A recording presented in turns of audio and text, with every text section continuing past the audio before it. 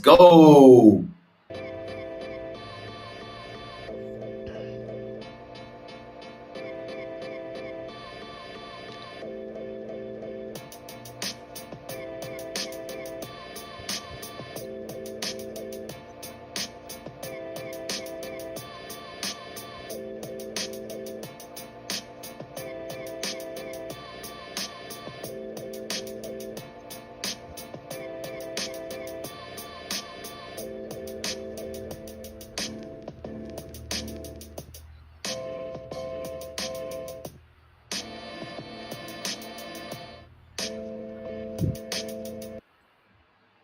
Yo, yo, yo, it's your boy Joe, one half of the Co-Pilots Podcast, and you tuned into another dope episode of the Co-Pilots Podcast tonight, man. I want to thank everybody for tuning into the show.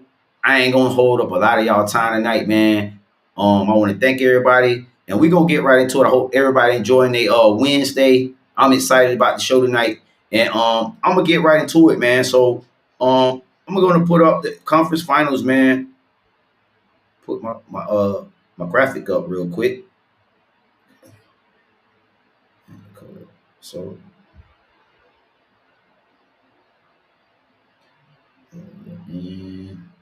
right here. So we got the conference finals. We know who's all left, and I want to start with talking about the Eastern Conference Finals. Last night we just watched the Indiana Pacers take a 3-1 commanding lead on the Knicks.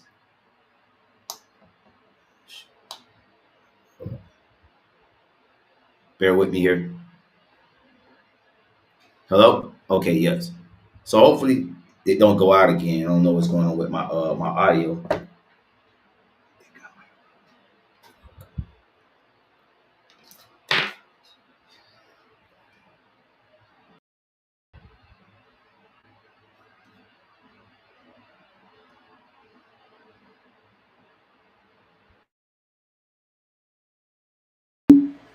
Check 1 2. All right. So my audio went out on my mic. I think I need to charge it up a little bit. So I'm gonna get it charged up and we'll just go on with the show. So again, man, we had the conference final last night, Indiana Pacers, man.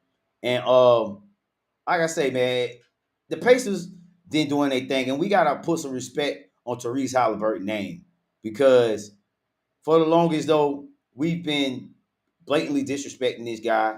You know, everybody, I guess, because he light skinned or whatever, that he got that killer instinct dog. This dog was a first player in history with 35 plus points, 0 turnovers last night. And these guys did their thing. One thing about this Pacer team that they like to keep a fast pace. They got some shooters out there from Pascal Siakam, McConnell coming off the bench, double zero. I don't want to mess his name up, Mathis or whatever his name is. These guys are ballers, man. They've been doing their thing in the playoffs. And I think the Pacers might be getting that finals appearance, but I'm still not really ready to give up on New York just yet. But these guys are playing well, and man, I just thought that the Knicks was gonna win that game. This series been a game of runs, and it just seems like the team that get hot at the right time. And it seems like the Pacers in all these wins get hot at the right time, and then New York just at some point seem like they just lack that mental focus, the mental toughness down the stretch. This team is not is a good team, and this is a better New York team from years ago. But it's just something about this team, man. It's just that they just cannot get over the hump. And I'm still rooting for the Knicks, man. I'm not gonna sit here and lie. I'm still rooting for the Knicks. I still think the Knicks can still win this series. Now I know that might be crazy to some people to think that, but I think the Knicks can still win this series. They got a game in Indiana, they won.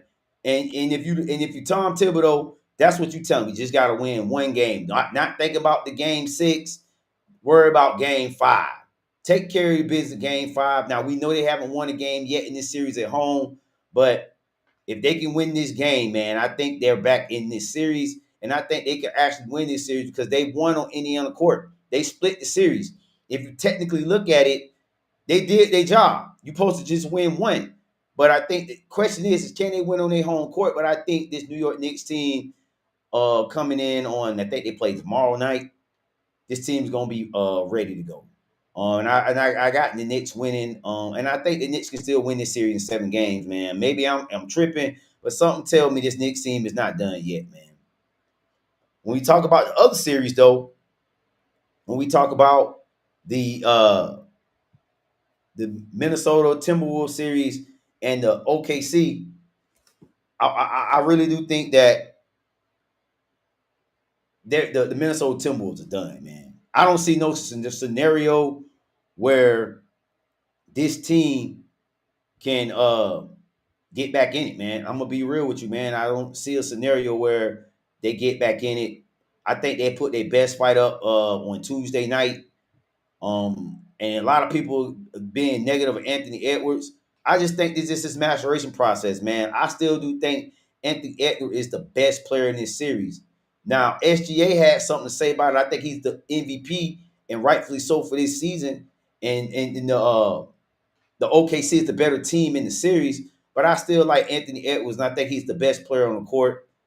He just got to find a way to get involved early on and stay involved throughout the course of the duration of the game. When you look at the losses at this team, it's always been Anthony Edwards. Either he have a slow start, the last game was it game 4? He, just didn't shoot the ball as much. And I think that's one thing about when you're a superstar, you have to go through that maturation process. We've seen it with LeBron James, guys like Kobe, Michael Jordan, going through those playoff runs, getting beat up from time to time. It just helps build character. And then at some point, you will get over the hump. I like this OKC team, though, man. I think this is going to be their first time getting into the second time getting to the finals. And I think this year they actually had a legit shot to actually win it. When you just look at the way this team is built, SGA and all those guys, man, I mean, it's just it's a beautiful thing to see, man. So I'm gonna move along to my next topic, and let's talk about your girl Angel Reese, man. Angel Reese, we know that she not too long ago, I'm sorry, had there was an investigation going on about her and racial slurs that was being taught in going on. Now, when I talk about Angel Reese, man, I know a lot of people probably gonna get mad at me on this shit, man. But I do feel like that shit was smoke and mirrors, dog. Straight smoke and mirrors. Angel Reese and this whole investigation of people saying that, oh man, she being racial slurs and all that stuff like that, bro.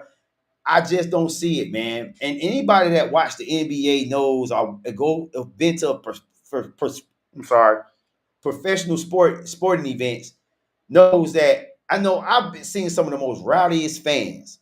Been in a lot of games. And I've never seen anyone just they chant racial slurs. And I just thought, to be honest with you, bro, I feel like this is a cop out, man. That was a cop out because she's trying to hide the fact that she's not been playing well, and everybody gonna say she the first WNBA player to get 500 rebounds and 500 points. Man, miss me with that. The fact of the matter is, Angel Reese is trying to hide the fact that this team has been struggling. The Chicago Sky is one of the worst teams in the WNBA, and I know it's still early in the season, but I think that's the real reason why, man. And then when you just look at the fact that Caitlin Clark, she's doing her thing and she busting ass and she bust your ass on the first game, showing you that, hey, my game has stepped up. When you look at Angel Reese's game, her game has not developed over the last year. Now, granted, it's still early. She's only a 2-year player, but I still do think that she could be a lot better than what she was coming out, man. And I just say right now, man, Angel Reese needs to focus on her game, man. It's like she's so distracted with everything outside of basketball that she can't focus on basketball, man. And I think she needs to get back to that because right now, Caitlin Clark running circles around her, man. And I thought that whole investigation thing was just a cop out. It was just something so she could get some sympathy, man. Kind of like just some Smollett, man. And when we found out, it was just BS, man. And I don't want to put her in that category, though, man. But I have to mention her with that because I think a lot of real fans knew that was BS. Nobody gonna be saying no monkey things in an NBA game. Now I get it, it's Indiana. It's a part of the country that a lot of people of color don't may possibly live in. But again, man, I just thought that was just unfair. Being that you really think about a WNBA game or any professional sports, there are black people that's there as well. So that's why I just thought when she said that, man, that was a bunch of BS, and she was just trying to gain some sympathy from the media, man. In my opinion, you just need to get back to playing ball, man. That's what it all come down to. You play ball and improve your game, the haters will go away, and that's all I'm gonna say on that. And let's talk about this other topic. We're gonna talk about um college football playoffs, man. Now we know that ever since Alabama was left out of the college playoff last year, it's been a lot of controversy. A lot of SEC fans complaining Paul Feinbaum and all these SEC guys they just so enamored with the fact that they think that the SEC is the best conference, which they wasn't last year. I think the Big Ten was the best conference. That's another story for another day. They just announced that they're going to do a 5+11 at-large bid. That's a proposal. They'll be like the final of the 16 playoffs, of the 16-team playoffs. And my thoughts on that is, you can't please everybody. And it's like, at the end of the day, you got to get a system. And you just got to have to suck it up and make that system work. Because I think right now, man, is we're playing too much in the system of that we trying to appease everybody. We want to try to appease all the teams that are non-power five. The SEC, the Big Ten feel like they should have say. Now these are two big money generating conferences, but they feel like they should have a lot more say in what this thing go. But at the end of the day, man, I just think that they need to get a system. The NCAA college football committee thing, we know it's greed, and we know that it's all really comes down to money. And they got to figure that part out, man. I think the 16-team playoff, in my opinion, is suffice. The way the format is set up is you're gonna have 5 of your Power Five conference. They will get automatic bids, and based on seeding, based on record, and all things like that, will go 1 through 5. Then you got 11 that's all at large bids. Now these at large bids is what I think is big in question because a lot of the SEC fans and Big Ten fans feel like majority of those at large bids should go to their conference because hey, they feel like they got the best record. But again, man, we have to get a system that fix that and stick with it. I mean, you said the 18 playoff wasn't good. Now the 14 playoff wasn't good. 16 team playoff wasn't good. I just think that at the end of the day, you're not going to be able to satisfy everybody, and you just got to just stick with something and run with it. I think if you do 16 team playoffs, I think that is the best possible solution to have, because then you cover all your Power Five conferences, and then you can have those one-off years where a non-Power Five team that may run the table, you can put them in the playoffs now, see what they stand for. So I just think overall, they need to fix. They just need to get with system and stick with it. On other notes, they still in court right now, still trying to figure out this NIL thing and how they want to finalize it. There has been some waves, and if it gets approved through the courts and through legal, that they're going to be revising the NIL system, man. I think that's something that does need to be addressed. This NIL thing is getting out of hand. A lot of these college players are thinking they like really professional athletes, and it's truly supposed to be amateur sports at this particular juncture, but we got money involved, so now it's basically damn near professional. But I do think the NCAA should get a handle on this NIL thing, make the playing field a lot more fair for the other conferences and the other schools that may not be able to generate the money like Alabama, like a Florida State, or one of those other Power Five schools. So I think they do need to get that, and I hope some in court that they do finalize that, man. So let's talk about Jaguars, man. I wasn't gonna talk about them today, man, but I'm gonna slide them in there, man. Uh, let's talk about the OTAs, man, and what's been going on. And I did a video today dropping on Travis Etienne might be traded. You guys go check that video out. You know, when you think about OTAs with the Jags, I just think about just, you know, it's the start of the season. It's a good, you know, in NFL now we really can talk NFL talk. And I don't get me wrong, there's been some positive rays, but I'm not gonna take none of this stuff out of OTAs to offense because it's OTAs. And if you know anything like I know, OTAs don't mean nothing until them pads get on. Man, I'm looking for my stick I can hit on, but I can't find it right now. But it's all good. But it's nothing to take with it's take with a grain of salt, man, with the OTAs. So again, man, you know, it's just one of those things, man. I'm going to start on my arrivals and departures. Go to arrivals and departures. And for this week, my arrivals and departures, I'm gonna go with arrival. Shaq and Dwight Howard ended their beef, man. And I thought that was a beautiful thing that happening. Alexa, could you pull up Shaq and Dwight Howard conversation on their beef? Let's see if it comes up. I had it pulled up for you guys. Let me go back. Alexa, pull up videos with Shaq and Dwight Howard discussing their beef.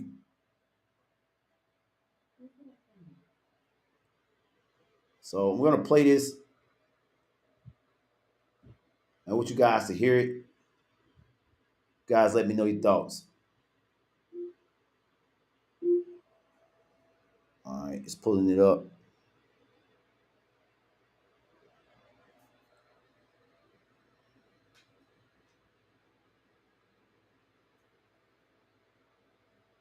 Alexa, play video of Shaq and Dwight Howard discussing their beef.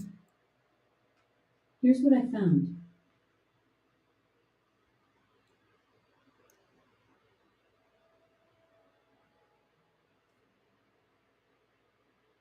It was a short that I had right here. Is this it? I can't hate you. One thing I hate about you is you jump way high like that. I wish I could jump like that. What was it that I said that made you think I didn't like you? Watching TNT when you picked up my cake and then just threw it on the ground. I was like, is he really pissed off at me? Did you get mad? No. That's where you're wrong. Because I know when you get mad, you dominate. When you're averaging 26 and you should be averaging 40, for us, they're saying we're not focused. I think you took it a lot of personal. And then when you said I was hating, and when I responded, you're not great enough for me to hate. You don't think I told Kobe he wasn't great? You know, I'm sensitive, you're sensitive. I was just trying to pitch you off. Sprinkles to get you mad. You're not that great. And I wanted you to say, okay, watch this. I can't hate you. So you guys heard that. Now that said, that was clip was from a month ago. I thought that happened a lot recently, because it just came across my timeline. So salute to Shaq and Dwight Howard ending that beef, man. I thought it was a meaningless beef. Both of these guys are great in their own right. I'm an Orlando Magic fan, so you know, to see two Orlando Magic centers that, you know, Shaq grew up watching, and watching Dwight Howard throughout my military career. You know, to see those guys chop it up, I thought that was a good thing, man. And again, if you want to, you go watch the full interview on the Big Podcast with Shaq. It's a full interview on there. You can see, you know, discussing. And they talk about a lot more other stuff too. But I thought it was cool that they ended that beef, and it's good for the basketball world, man. To see those two big guys get them. For my departures, man, and I'm gonna do a video on this later on through probably tomorrow. I might do the video on this when I get a chance. But I want to talk about three teams that I think need to go into a full rebuild mode. And I want to talk about the first one, which is the Phoenix Suns, the Philadelphia 76ers, and the LA Clippers are the three teams that I think need to go on full rebuild mode. And I'm putting them under my departures because these three teams were part of the biggest disappointment in the NBA. in my opinion. When you got a big three, which I feel like the Phoenix Suns killed the super team era. They was the last of the super teams, and they killed it. And you look at a guy like the team like the Philadelphia 76ers, when you got a guy like Joel Embiid, that's I mean, this guy, man. And I want to let you guys listen to this clip here of Gilly telling Paul George to his face they need to rebuild. So Alexa, play the clip of Gilly talking to Paul George about they need to rebuild. Here's what I found.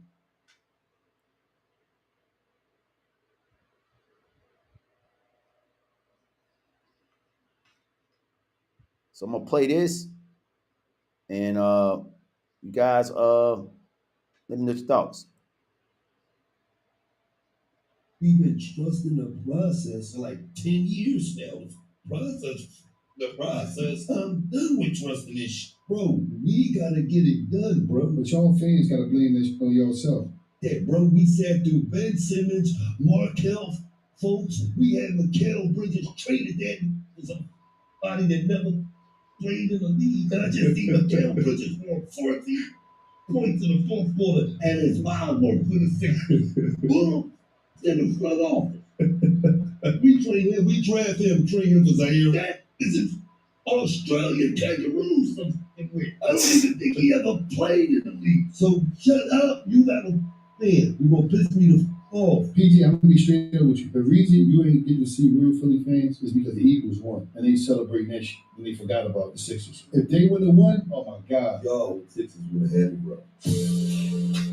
So that was Playoff P on his podcast, and Gilly on Playoff P podcast. I mean to say, talking about basically, they need to rebuild, man. And I agree with Gilly, man, on that because I did a video about a month ago, 2 months ago, talking about that same thing. What Gilly was saying, they just need to tear the whole team down. But I'm gonna do a little bit of depth video on that. And the other team I want to talk about is the Clippers, man. You see what they doing over there in OKC, SGA, that trade with Paul George and everything like that, and you just look at, when that trade happened, the night and day difference of these organizations. Everybody thought the Clippers by now would have been at least been into an NBA Finals. They ain't even touched the fucking Western Conference Finals, and the team they traded SGA to is in the conference finals, man. So, this tells a lot of perspective, man, about the NBA sometimes, man. So those are my departures and arrivals for this week. So get in the comment section. Let me know your thoughts, man. It's your boy Joe, one half of the Co-Pilots podcast, man. I love you guys. Peace. What's up? What's up, Gigi? What's up, girl? You doing all right, baby? You just caught me when I was ending my podcast, girl.